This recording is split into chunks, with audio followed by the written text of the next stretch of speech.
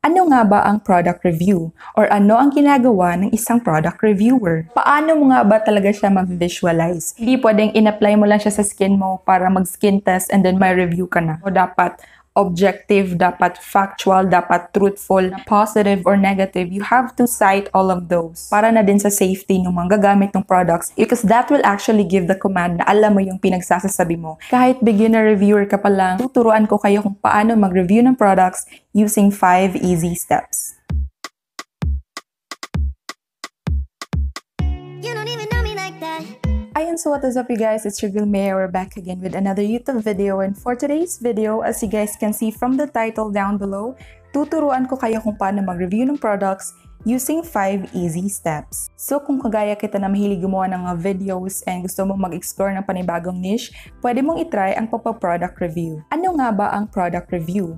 Or ano ang ginagawa ng isang product reviewer? Sa pinakamadaling explanation, merong dalawang uri ng products na nire-review. First is sponsored and second is not sponsored. So kapag sinabi nating sponsored product review, ibig sabihin yung mismong brand ang magpapadala sa iyo ng mga products para i-review mo. At kapag sponsored ang isang product review, ibig sabihin ang brand ay may karapatang mag-demand sa iyo ng mga specific na shots or mga specific na parts na pwede mong i-include dun sa mismong review mo. Meron ding mga additional perks ang sponsored product review. For example, kapag nagustuhan nila ang review mo, pwede ka nilang padalhan ulit ng mga panibagong set ng products. Pwede ka nilang kunin ulit sa isang panibagong collab project. Pwede silang magpadala sa iyo ng specific amount of money. Pwede kang maging face of the brand. At marami pang perks ang pagiging product reviewer, lalong-lalo na kung sponsored ka ng isang brand. Pero take note, hindi sila basta-basta lang na nagpapadala ng products sa kung sino-sino man. Dumako naman tayo sa not sponsored na product review. So, ibig sabihin nito, ikaw mismo yung bibili ng product na i-review mo.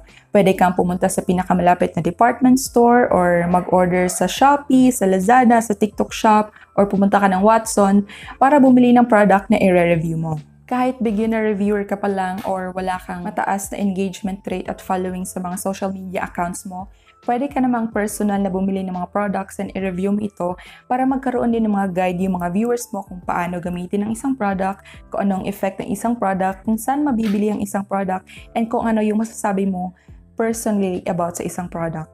So ayan, ang dami ko nang sinabi. But if kung gusto nyo pag-usapan natin more about ang product review, you can comment down below. And kung gusto nyo makita yung video ko where I share 3 ways to get free products, then I suggest you watch this video. Ayan, ililink ko siya dyan. And now let us proceed sa ating actual video wherein tuturuan ko kayo kung paano mag-review ng products using 5 easy steps. But this time, we are only going to focus on reviewing skincare. Step 1, describe the product. Kapag sinabi kasi natin describe the product, literal na ide-describe mo yung product. And sa step 1, pwedeng dalawang bagay ang pagtuunan natin ng pansin. First is, i-describe mo yung packaging. Second is, i-describe mo yung mismong product. So, mag-focus muna tayo sa packaging. Gawin natin example itong Isntree Green Tea Fresh Toner, which is ayan siya. Kapag i-describe natin ang product na ito, saan ba tayo magsisimula? Kung di sa nakikita ng ating mata. So, first is yung kanyang color. Ayan. I-describe mo yung color ng packaging. So, say for example, sasabihin mong ito ay nakalagay sa isang brown na container and meron siyang white na takip. Next naman na i-describe mo kapag nagre-review ka is kung anong type ng material ang ginamit sa paggawa ng container. So ito, ang gamit dito ay hard plastic. So pwede mo ding i-include kung ito ba ay nakalagay sa isang glass na lalagyan, nakalagay sa isang paper na lalagyan, wooden na lalagyan, and so on and so forth. Next na i-describe mo is yung description ng product. Description, ibig sabihin yung mga makikita mong nakasulat sa mismong product. Say for example, sa product na ito, makikita natin yung pangalan ng brand, yung pangalan ng product, a short description, and kung ilang ml siya. And then dito naman sa likurang part is merong mga Korean symbols that I suppose are the ingredients, the directions for use, and other things about the product. Pang-apat naman sa pwede mong isali sa description mo ng product is yung kanyang size. So, pwede mong i-describe kung ito ba ay travel size, kung ito ba ay handy-dandy, masyado ba siyang malaki para magkasya sa isang bag, kung refillable ba siya, or kung unusual yung laki niya sa mga typical na lalagyan sa market. And last but not the least, sa pagde-describe ng packaging is kung paano ang dispensyon ng mismong product. So, say for example, sa toner na ito, ang kanyang dispensyon ay ganito. Ayan. The usual dispensyon ng mga skincare toners sa market. So, pwede mo ding i-mention kung ito ba ay nakalagay sa isang squeezable, nakalagay sa isang pump, nakalagay ba siya sa isang sprayer, or nakalagay ba siya sa isang roller. So, you have to also mention that. So, ayan, tapos mo nang i-describe yung packaging. Next mo namang i-describe is yung mismong product sa loob ng packaging. Since ang ating example ay isang toner, and toner comes in a liquid form, so mas mainam na ilagay natin to sa isang cotton pads. Kapag ka naman cream form, say for example, sunscreen yung iyong ang i-review, pwede mo siyang directly ilagay sa iyong face. Or kapag ka naman ito ay serum, pwede mo din siyang ilagay dito sa likod ng iyong kamay para mas makita ng mga viewers. So, hindi pa ito yung mismong application ng product, ipapakita mo pa lang. So, ayan, I'll try to do it ha. So, since liquid siya and wala akong cotton dito, pero I'll see, ayan. So, maglalagay tayo. Ayan. So, eto yung mismong product, ayan, pwede mo siyang i-blend sa skin mo para makita nila kung blendable ba or hindi, or kung ano yung lapat ng product sa skin mo.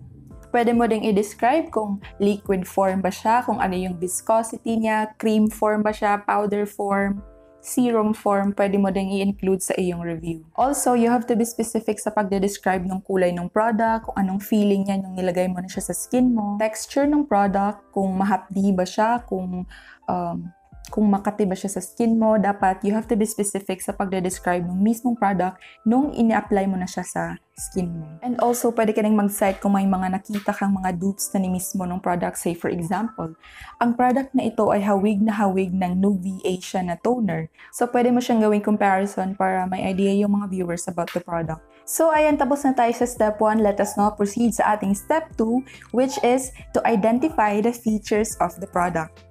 So, kapag sinabi nating identify, wala pa tayo sa ingredients nun na. Ibang step pa to. Ibig sabihin nun, i-identify mo kung cruelty-free ba siya, kung vegan ba siya, kung halal ba siya, kung dermatologically tested ba siya, and kung FDA approved ba siya. Also, pwede mo ding i-explain kung limited edition ba siya. Say for example, dito sa Pinas, may mga brands na nagre-release sila ng mga limited edition na products during Pasko or during Mother's Day, during Valentine's Day, Halloween. So ayan, dapat mo din yung i-cite sa iyong review. Pwede mo ding i-explain kung nag-ship ba sila worldwide or kung meron silang online store or physical store. Because that way, mas madaling mahahanap ng mga viewers mo kung saan nila kukunin yung product na ito. Huwag mo din kakalimutan na i-explain ang shelf life ng isang product. Kapag sinabi natin shelf life, ito yung specific amount of time na pwede mo lang gamitin ng isang product bago ito mag-expire. Pwede mo ding i-mention yung mga cautions na nakalagay dun sa mismong packaging. Bawal to sa buntis, bawal sa bata edad 14 years old below, bawal sa may hika, bawal sa may sensitive skin, mga ganung bagay. And last but not the least is yung direction for use.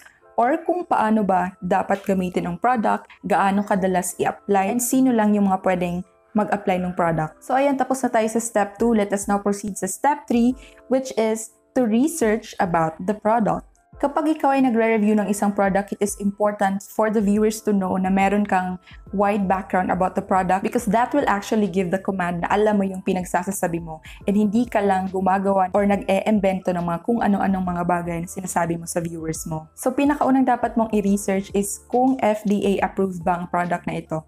Kasi kapag FDA approved siya, ibig sabihin, safe siyang gamitin, pwede mo siyang i-recommend sa mga viewers mo. Next na dapat mong i-research is ang active ingredients ng mismong product. So, madali lang namang makita ang mga ingredients ng product. Pwede mo siyang makita sa box, pwedeng nandun siya sa mismong packaging, or pwede mo din siyang i-search sa kanilang website kung meron man sila or sa Google.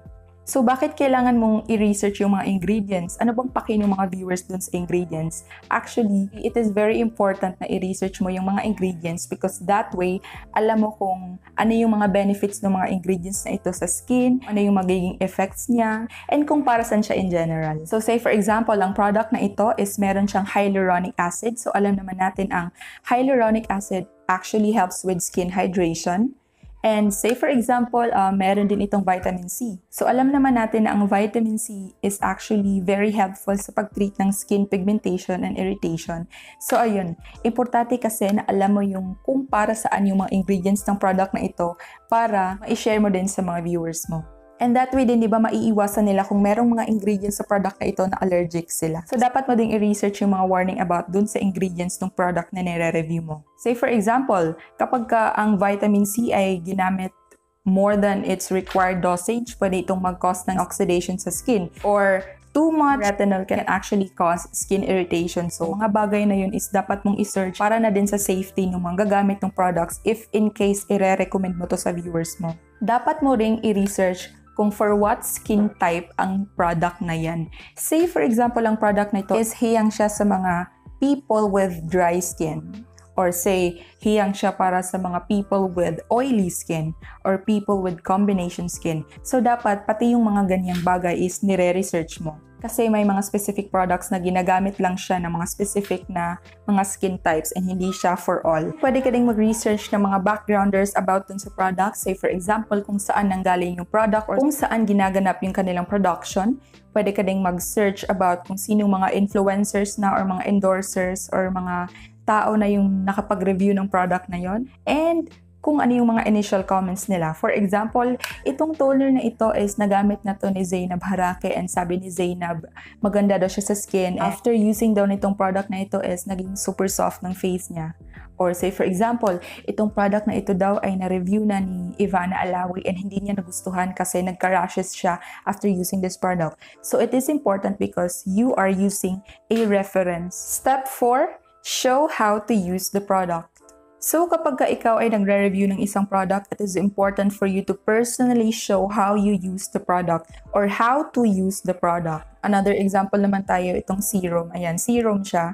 So, ang gagawin ko is, I'm gonna be showing you how I use this on a daily basis. So, ginagawa ko is, ina-apply ko lang siya sa skin ko like this.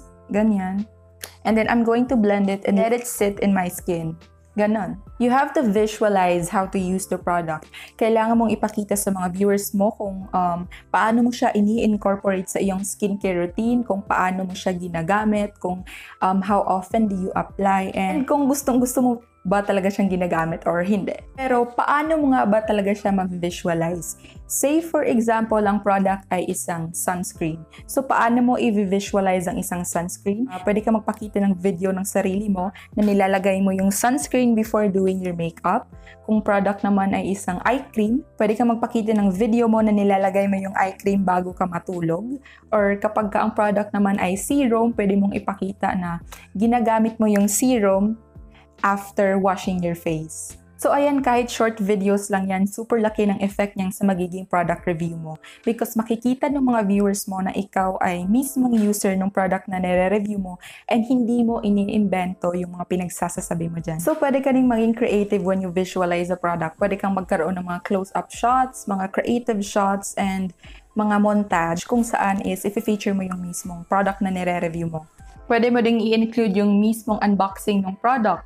And pwede ka rin mag-include ng collage wherein you compare yung face mo before using the product and yung face mo after using the product. So for step number 5 is you have to comment and rate the product.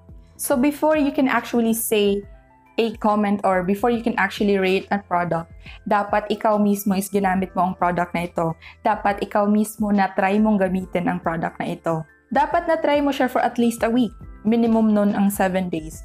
Hindi pwedeng tinry mo lang siya ng isang beses and then may review ka na. Hindi pwedeng in-apply mo lang siya sa skin mo para mag-skin test and then may review ka na. Okay? So, dapat ikaw mismo personally is na-try mo, nagamit mo, or na-experience mo yung product. Okay? Remember, walang step number 5 kung hindi mo itatry yung product.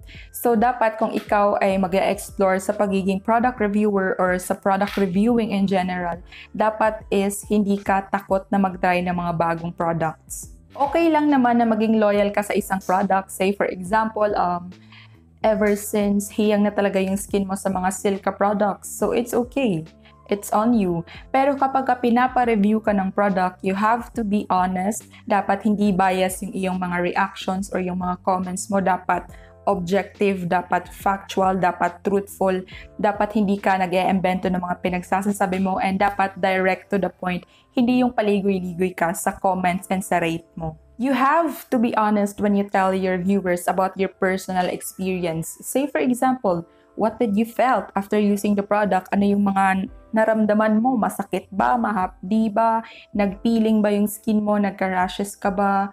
Nangati ba yung skin mo? So, pwede mo yung i-add sa iyong product review. Because that way, magkakaroon ng mga viewers mo ng idea kung ano yung magiging posibleng effects din ng products kapag sila na yung gumamit. Also, when you comment on the product, you can actually do a quick comparison ng mga products na na-try mo na before. Say, for example, na-try mo na yung toner ng Nuvea siya before, and then na-try mo yung Isntree toner ngayon. Pwede mong ipag-compare yung experience mo sa dalawa. That way, kasi you're able to establish this command sa mga viewers mo na hindi mo first time gumamit ng toner or hindi mo first time gumamit ng isang product from this specific brand. Unless nag-include ka ng disclaimer sa pinaka first part ng video mo. You have to explain to your viewers kung meron ka bang mga nakitang mga visible results. Meron bang naging improvement sa skin mo? Meron bang naging effect sa skin mo na positive or negative? You have to cite all of those. And after mong mag-comment sa mismong product, dito na papasok yung i-rate mo yung product from 1 to 10. So in a scale of 1 to 10, gaano ba siya ka-worth it? Gaano ba kaganda, or gaano ka hindi mo nagustuhan, or gaano ka gustong-gusto mo yung product. After rating the product from 1 to 10, pwede mo nang i-explain kung reasonable ba yung price niya sa mismong experience mo while using the product, or masyado ba siyang mahal, or masyado ba siyang mura, and kung mahal ang product na nire-review mo, pwede kang mag-recommend ng mas murang product na pwedeng gamitin ng mga viewers mo na nagtitipid. And voila! Kapag ka nagawa mo na ang 5 steps na to, siguradong may isang quality product review video ka na. So once again, ako nga pala si Maya, and that is all for today's video.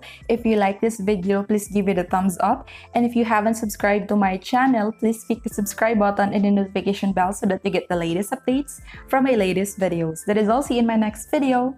Bye!